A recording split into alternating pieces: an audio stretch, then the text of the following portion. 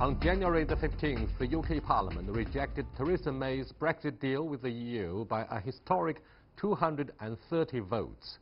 Labour leader Jeremy Corbyn then tabled a vote of no confidence in the government, but May's administration survived by a narrow margin. So what's next for Brexit? Will the Prime Minister be able to bring about changes to achieve a deal? What are the chances now of either a no-deal Brexit or a second referendum? To discuss these issues and more, I'm very happy to be joined in the studio by Cui Hongjian, Director of the Department for European Studies at the China Institute of International Studies, and Mark Pinner, China Practice Managing Director and APAC Group Director at Interior Consulting. We'll also speak to Alexander McCurry, Editor-in-Chief of the Duran Wire Satellite in London. That's our topic. This is Dialogue. I'm Yang Ray.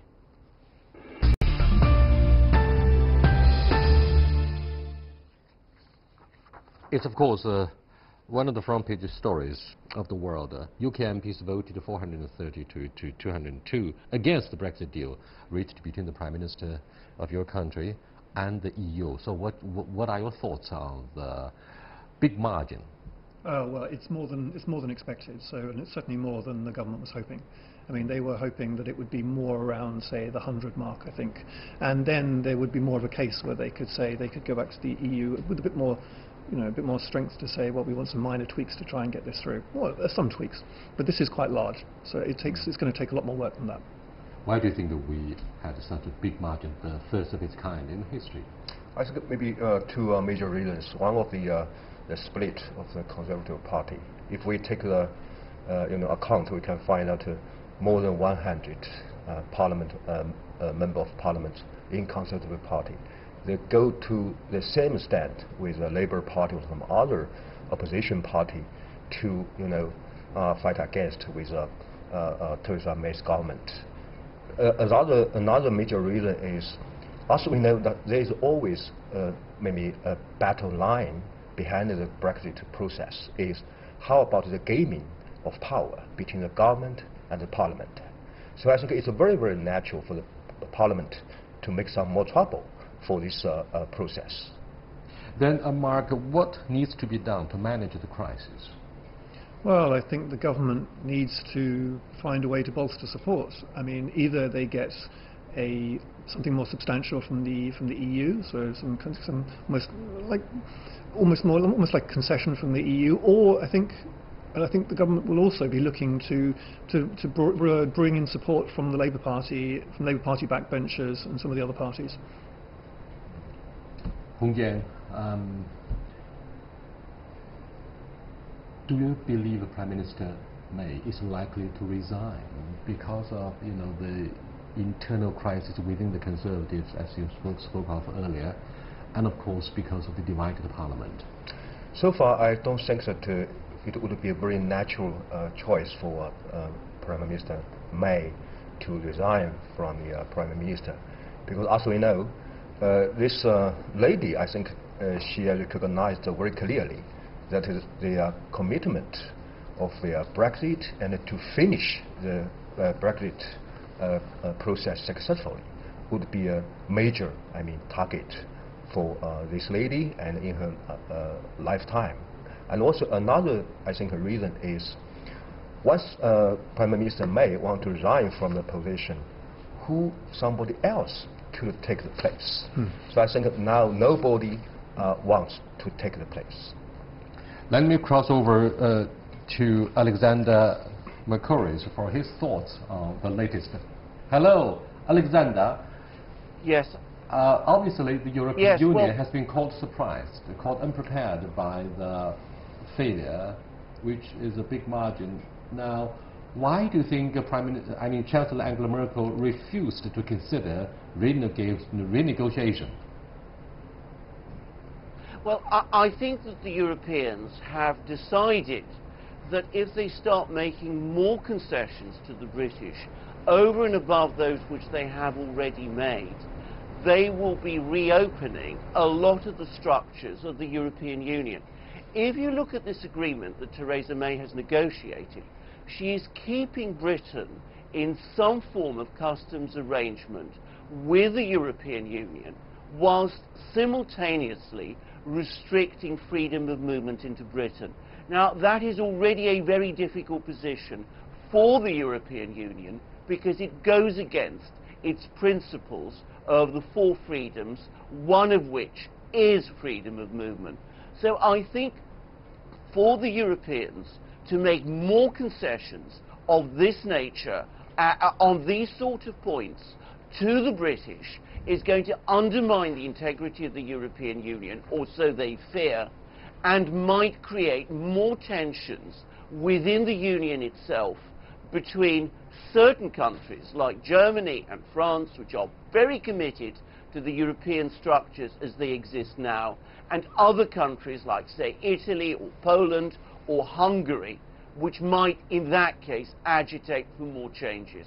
So I think, though the Europeans, some of them, would want to help the British in this situation, I think they have probably reached the point where they don't have much further room for concessions that they can make.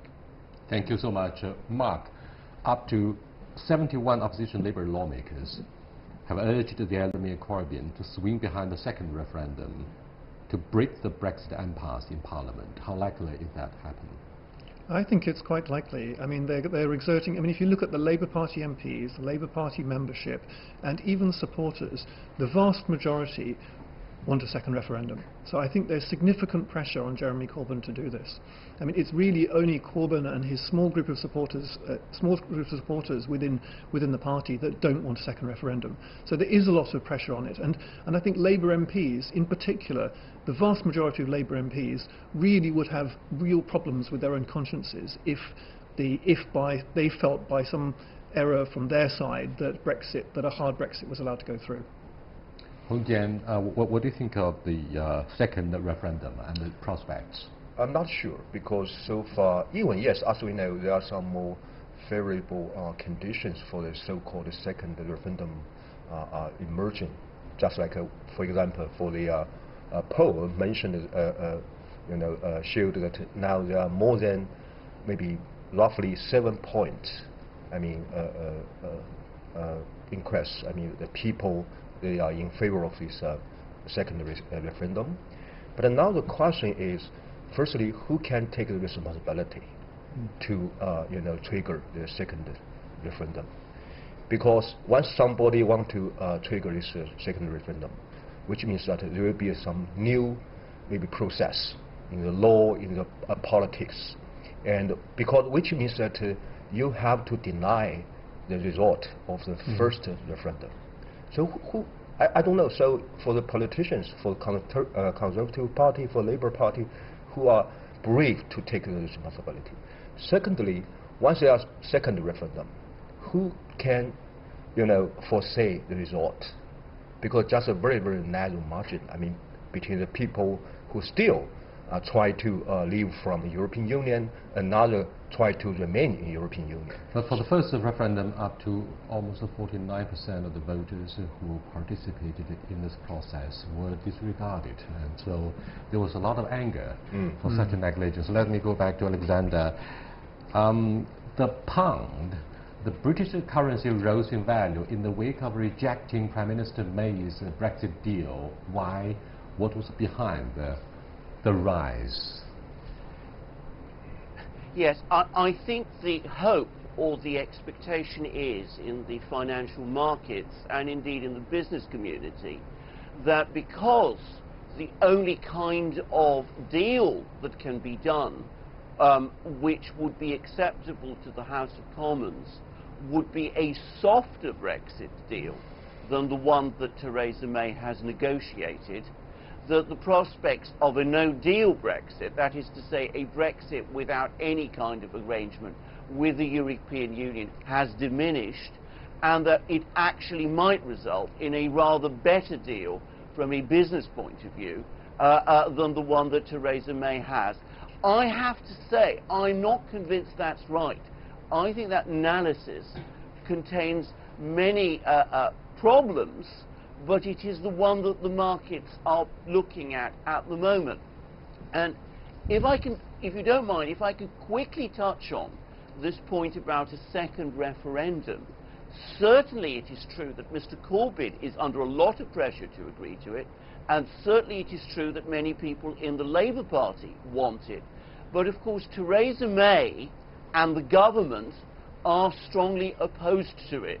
And it is not very obvious to me how a second referendum can happen if the government opposes it, even if a majority of the House of Commons supports it.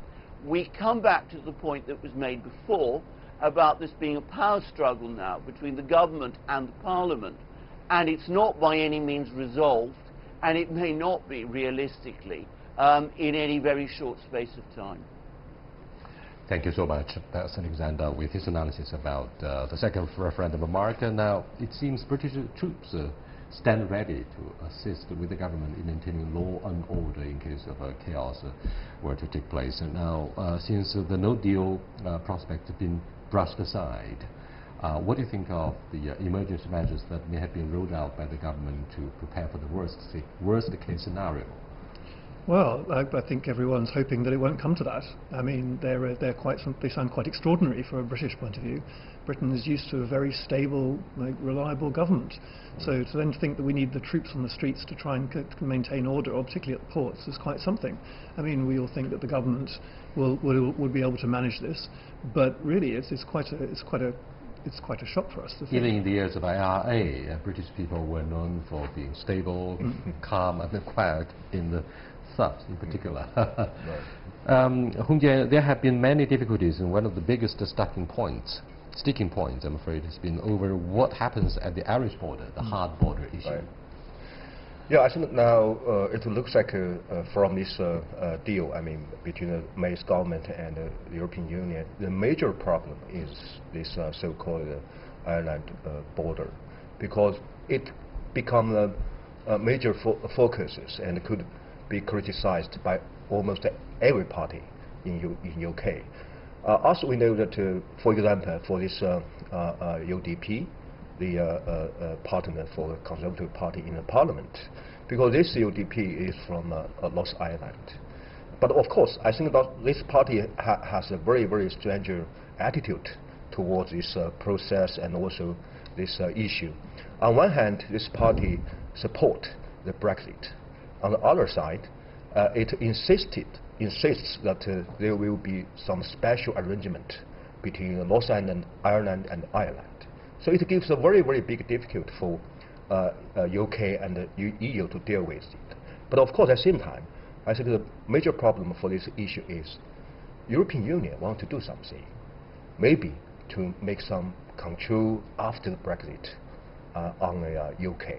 For example, once there is we call the softer border between the North Ireland and Ireland. Which means without much of the restrictions. Yes, which means, so now I think the bigger problem for all parties in UK is they can find out different, problems from this issue. So I think now it becomes a focus now. And also, yes, once there will be some concessions from the European Union on the current deal, I think the border issue would be number one. Yeah, I think the border issue is key to this. So the key issue is this, is that if the UK wants to move away from the customs union with the EU, and then you'll need a hard border to check movement of goods and services. But that is against the Northern Irish Peace Agreement, which the British government, the Irish government signed up to. And as the Republic of Ireland is remaining in the EU is supporting the Republic's position on this. Because the British government now wants to be in a place where it will need some form of border to control movement of goods between Northern Ireland and the Republic. But if it does that, it's contradictory to a previous treaty. And so we have this conundrum that the EU wants to make sure that there is an agreement in place, or a mechanism that allows there to be a soft border for Britain to move ahead. But this is causing a problem for British British members of Parliament who don't want to see this, what's so-called backstop. This is in case there is no deal, in case there is no agreement to this, and when the talks go on, they don't want to see this backstop come into effect, or they want to see it time limited. And this is the sort of critical issue, where there is not an agreement on when on limiting the backstop to impose on the backstop of the Republic of Northern, because the backstop would say that that Northern Ireland would remain in the customs union with the EU. Whereas the rest of the UK would not. This would be for a temporary period of time. Now, this would actually impose a border between the Northern Ireland and the rest of the UK, which is really rather this is unacceptable to the vast majority of members of Parliament, because it's an internal border within your own country. So this is causing a major problem. Yeah. Okay, let me go back to Alexander. The core issue concerning the deal that Prime Minister May sought to negotiate over the past 2 years is actually about the free movement of human resources across the traditional border of nation states. Now, what's going to happen should a better deal take place in the foreseeable future? Yes, I don't think anybody can absolutely say. I would have thought that if there is no deal, there will be many, many problems, not just those, not just the one you've identified. And may I stress, it is a very bad outcome, and one that will create great uncertainty. I have no doubt that arrangements will be worked out. The British government has said that the rights of people from the European Union will be protected who are in Britain, and I've no doubt the Europeans will make reciprocal arrangements. But it would be far better if we didn't get into that situation at all. And can I say, looking at the situation in Parliament and with the government now, I am concerned that there seems to be a lack of political imagination. Because so far as I could see, Mrs. May wants to reach out to Labour MPs to get them to vote on what is essentially the deal she is proposing now, and seems to be hoping that, the prospect of no deal will eventually be, pull them round. Whereas Mr. Corbyn seems to think that if he goes on pushing for no confidence votes, Conservative MPs who don't want no deal will eventually rebel. And these seem to me risky strategies. And I very much hope, that sense will eventually prevail, and that some kind of understanding will come. And it's quite clear to me what that is, which is that we have to have an acceptance by Britain that we will remain in the customs union and the single market with free movement, accepting the reality that there has to be a soft border with the Irish Republic, because that is the only way that all of these things can be reconciled, and that Britain can maintain its arrangements with the European Union, even if that is going to be less, a great deal less, than the kind of maximalist Brexit that some people have been asking for. Obviously, what's happening between the UK and the European Union is a test of the British sophistication, which actually means for centuries an art of making a compromise or maintaining equilibrium one way or another. And Alexander has dwelled upon what could be done and what should be done to work out an alternative arrangement. But I'd like to know your thoughts about the options, the most viable options on the table for finding an alternative arrangement. Well, the alternative options are, well, the options that seem to be on the table are a second referendum, staying in the single market, staying in the customs union but not the single market, Theresa May's deal, which is the deal which has just been voted down, and leaving the EU. And those seem to be these are the options available, but all of them have problems. I mean, to me, it seems like the compromise at the moment would have been to accepted the Prime Minister's deal. But it seems like that members of Parliament are feeling in a similar way to the country. They are not pulling together to move around a compromise. They've been shifting to extremes. And so you have people wanting to vote down as what would seem to be a kind of compromise and shifting towards both sides. Recovering from the aftershocks of such a blunt rejection by a big margin of Prime Minister May's Brexit deal, politicians, particularly those senior politicians in Brussels, all gave their open statements to express the basic desire that they want to reach a deal. But it is a lot of frustrations, and both sides have their own calculations and considerations. What are actually the European considerations regarding the future of an alternative arrangement? So I think, yes, we just talk about what would be the best deal for this process. But another question is, I don't think there will be a best deal, because they do have a very different concerns, different interests. So I think if we go back to the very, very in a practical approach, I think maybe now the best deal would be a practical deal. So I think now for this current deal reached by Prime Minister May and the EU would be a very pragmatic one, because it tried to, no, we have to put aside the abstracts. So let's look at some of the specific issues, such as the free movement of human resources and customs union. Yeah, but this current deal, I think its advantage is try to put some very difficult issue into transition period, and for example, the border issue, some other. And then now, yes, I think for the Theresa May is just want to finish the political and the law process for the Brexit, because the major problem or the major target for Theresa May as a Prime Minister in UK is to stop any bad trend, especially the splitting of the society and the country. But of course, now from European Union side, I think the question is, yes, we can find out a very, very big advantage taken by European Union in the negotiation, because it's a bloc, okay, and it takes a lot of play cards, some resources. But another question is, I think now it's time for European Union to have some more concessions. If they are true for those politicians from European Union say that, okay, we could try to help Prime Minister Theresa May to get out from the dilemma made by the Parliament or some other. But another question is, I think for European Union, it would be maybe another problem is, how could European Union to collect the different diversity of views from member states? Just like our British guest mentioned, that those member states, they do have a different stance on this issue. For example, maybe Germany and some other member states, they would be more softer on this issue. But how about France? France is always hardliner on this issue.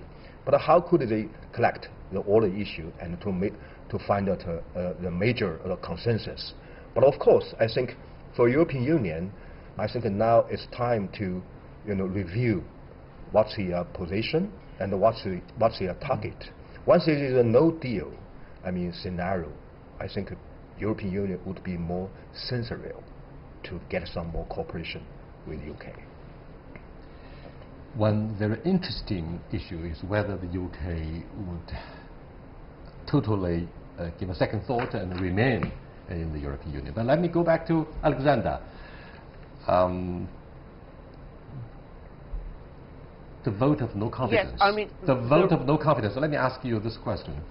Why do you think Prime Minister May was able to survive the vote of no confidence? And she repeatedly said that we must act in the best interest of the country instead of the party.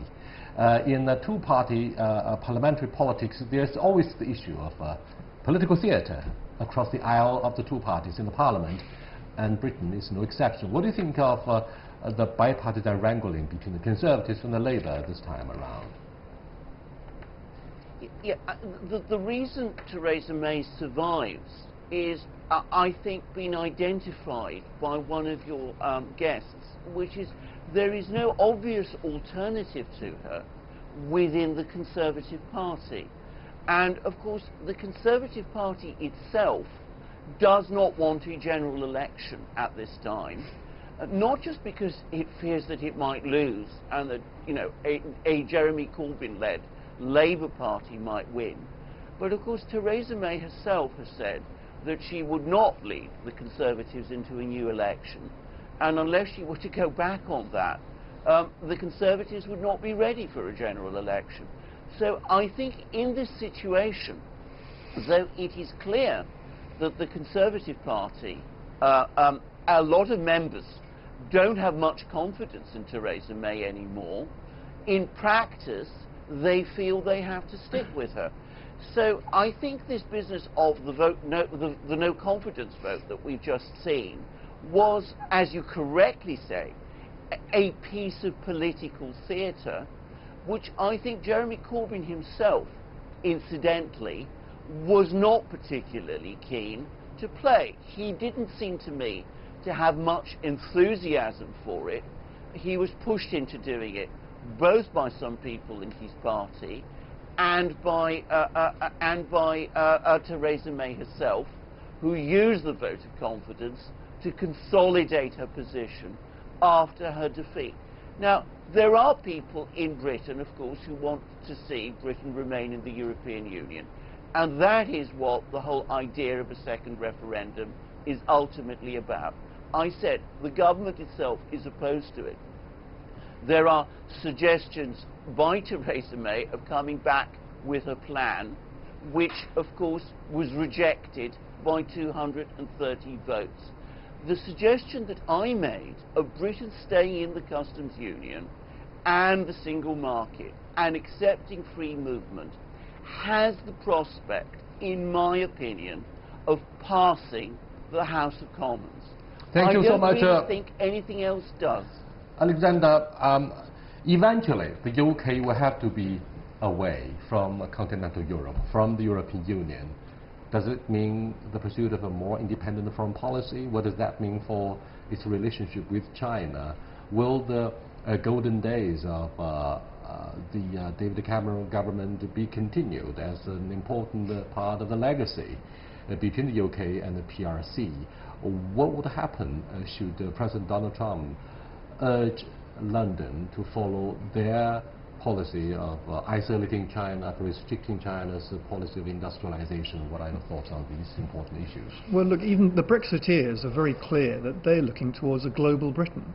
So to say that Britain wants to look beyond the European Union to strengthen its links with other parts of the world, and that most certainly includes Asia, and in particular it includes China. So the British government is embarking on this policy. So I think they do not want to break links with China. They want to maintain them, build them, and make them stronger. And they want to build on the golden era to bring it to a new level.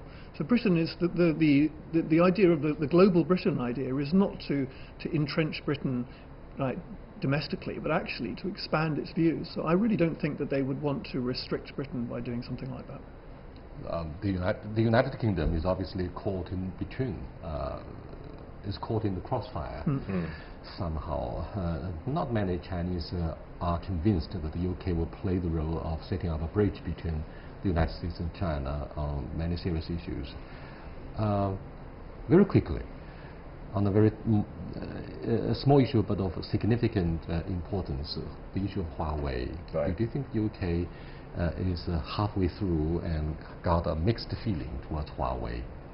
So far, according to the official announcement, I think that the UK already take a side between China and the United States on this issue of Huawei, because now the British government already announced that it will ban the use of the Huawei equipment in the government.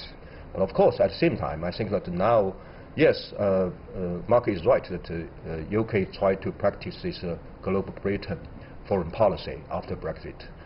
The bright side is, which means the UK will try to be more active in international relations, but at the same time, I'm afraid that there will be more risky behaviors by UK. Obviously, there will be a lot more uncertainty lying ahead for the foreign policy of the UK. Until next time, goodbye.